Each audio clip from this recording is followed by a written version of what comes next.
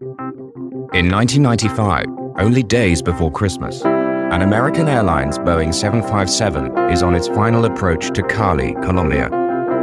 The pilots are calm and relaxed. They don't know they've made a terrible mistake. They've strayed more than 10 miles off course and no longer have a clue where they are. In complete darkness, the jet carrying 163 passengers and crew is heading into mortal danger. Flight 965 crashed into a 9,000-foot mountain. The crash reverberated throughout the aviation industry. How could one of the most technologically advanced aircraft in the world, equipped with a state-of-the-art navigational system and flown by some of the most skilled pilots, crash into the side of a mountain?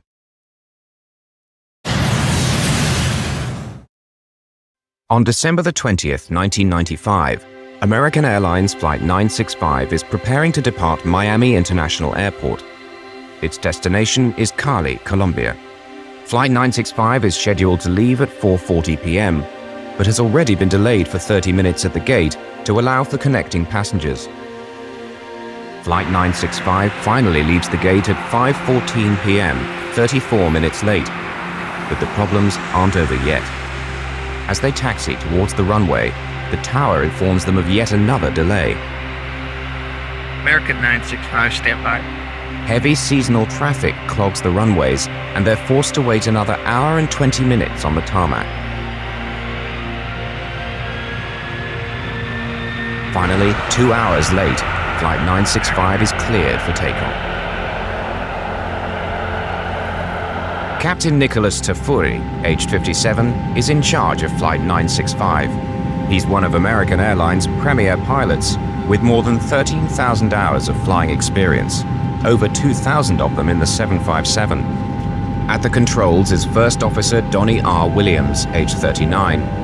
Although he's been flying for American for 9 years, Flight 965 is his first trip to Cali. It's the holiday season, and the plane is filled with passengers starting their Christmas celebrations. 2 hours and 45 minutes into the flight, the plane is cruising at an altitude of 37,000 feet, and on a pre-programmed flight path heading towards Cali's airport. They're flying a Boeing 757, a state-of-the-art airplane equipped with highly sophisticated computer systems. When programmed with the appropriate data, the onboard computer, known as the flight management system, can control the aircraft from takeoff to landing. But Captain Tafuri is now getting concerned about their arrival time in Cali. FAA regulations require a minimum number of hours on the ground before the cabin crew can fly again.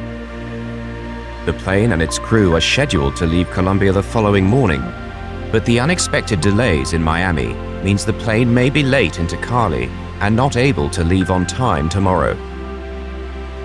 Any further delays will jeopardize their return flight the next day. If they land within the next 25 minutes, they'll beat the deadline. This lovely evening is about to end. In 30 seconds, the pilots will make the first of a series of mistakes, which will result in the death of nearly everyone on board. American Airlines Flight 965 is on its final descent, roughly 63 miles from Cali. Cali's Aragon Airport is situated at the end of a long valley. On both sides of the valley are towering mountain ranges that stretch to almost 14,000 feet.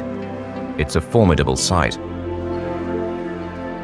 To guide the plane on its proper pre-programmed flight path, the aircraft must pass over a series of waypoints. These are generally radio beacons at fixed positions along the route. The plane's computer picks up the signal from these beacons, one after the other, and guides it safely to the destination. Flight 965 is now approaching the waypoint called Tulua. Tulua is a radio beacon at the head of the valley which leads to Cali. After passing Tulua, they should fly down the valley and pass over the final waypoint called Rosso. Then they fly past the airport, turn right, and land from the south.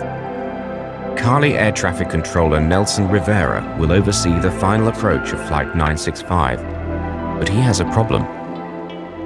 Insurgents opposed to the Colombian government have blown up the radar installation. Rivera has no way of knowing where planes are until they radio their position. Without radar, the air traffic controller must rely on the flight crew to provide the aircraft's distance to the runway. Descend and maintain 5,000 feet. Altimeter 3002. Report Tulua. Okay, understood. Cleared direct to Cali, VOR, report Tulua. Affirmative. It's a misunderstanding. Captain Tafuri thinks he's being told to fly direct to Cali and forget all about Tulua. But the controller needs him to report when he passes Tulua so that he knows where the plane is. Tafuri punches direct to Cali in his computer. Since the plane no longer has to pass over them, all the waypoints between his present position and Cali will now be erased, including Tulua, the one he's now approaching. 11 minutes before their estimated time of arrival, air traffic control asks the flight crew if they'd like to land on runway 19, instead of their planned approach to runway 01. Pilots are pleased. Runway 19 is a straight-in approach from the north. They won't have to lose precious time by circling the airport, but there isn't much time. They need to start getting the plane down quickly. Williams deploys the speed brakes. The brakes are flaps on the top of the wings. When they're raised, they reduce lift and increase the plane's rate of descent. This split-second decision to land on runway 19 sets off a chain of events that will end in disaster. Events begin to unravel very quickly in the cockpit. The pilots have to locate the new charts for the approach to 19, enter the new route into the computer, and still fly the plane. They're getting totally confused. The controller keeps asking them to report when they've passed Tulua. But having erased it from their computer, they have no idea where it is. Captain Tafuri asks the tower if they can forget Tulua and fly directly to Roseau, their last waypoint before the runway. The controller is still asking them to report passing the Tulua beacon. Without radar, he doesn't realize that they're already past it and are speeding down the valley towards the airport. Captain Tafuri now makes another fateful decision. Having decided that they're going to head for the Roseau waypoint instead, he punches R into his computer. The computer database responds by offering a list of more than 10 waypoints to choose from, all beginning with R. Normally, the nearest one, Roseau, would be at the top of the list. But tonight, it's not. Captain Tafuri doesn't notice and pushes the execute button. At over 300 miles per hour and descending at a rate of approximately 1,300 feet per minute, Flight 965 begins to veer off on a new and deadly course. In the cockpit of Flight 965, the pilots are completely unaware of what they've done. They're busy studying charts as their plane crosses the mountains into unknown territory. For more than a minute, American Airlines Flight 965 has been turning off its proper course and into the mountains. Captain Tafuri and First Officer Williams suddenly notice that their aircraft is taking them somewhere that they don't want to go. Captain Tafuri is floundering in the pitch darkness. If he could only find the Tulua waypoint and could get his bearings. He switches from one computer system to another and then manually enters the radio frequency for the Tulua beacon. And less than 2 minutes from impact, Tafuri decides to press on with his doomed approach.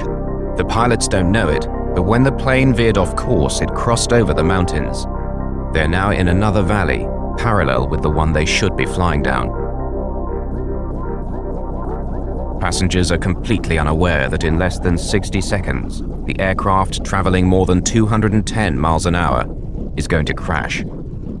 They don't realize that there's now a wall of mountains between them and Cali. These were the last words on the cockpit voice recorder. Terrain. Easy does it, easy does it. Up, baby. Terrain.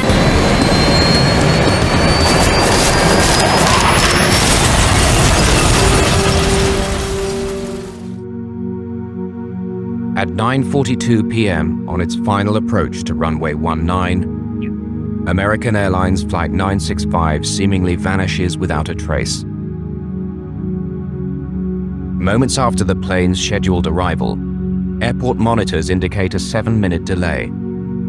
Friends and family wait with anticipation for the arrival of their loved ones.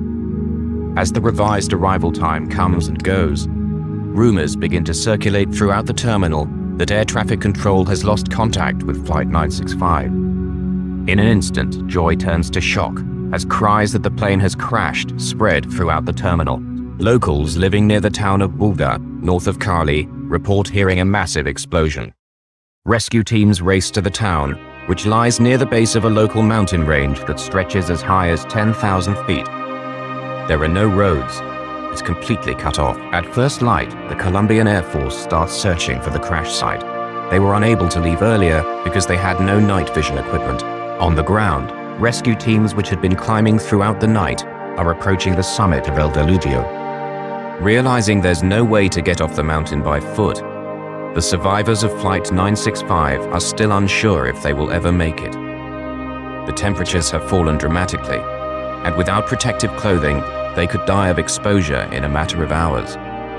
Shortly after daybreak, the crew of a Black Hawk chopper spots the crash site. More than 8 hours after impact, and after enduring life-threatening injuries and near-freezing temperatures, the survivors of Flight 965 are about to be rescued. Of the 163 passengers and crew on board Flight 965, only 4 survived the crash. The successful evacuation of the survivors led to the gruesome task of recovering the bodies of the 159 souls who perished on the slopes of Mount Diluvio. Investigators now descend on the crash site to try to find out how one of the most sophisticated airliners, equipped with state-of-the-art technology, could veer off course and crash. Sabotage and mechanical malfunction were soon ruled out. Attention began to focus on the action of the flight crew. The discovery of the black boxes enabled the investigators to follow the final moments of American Airlines Flight 965. To lose altitude, the first officer deploys the speed brakes. This action will come back to haunt the flight crew in the final segment of the flight.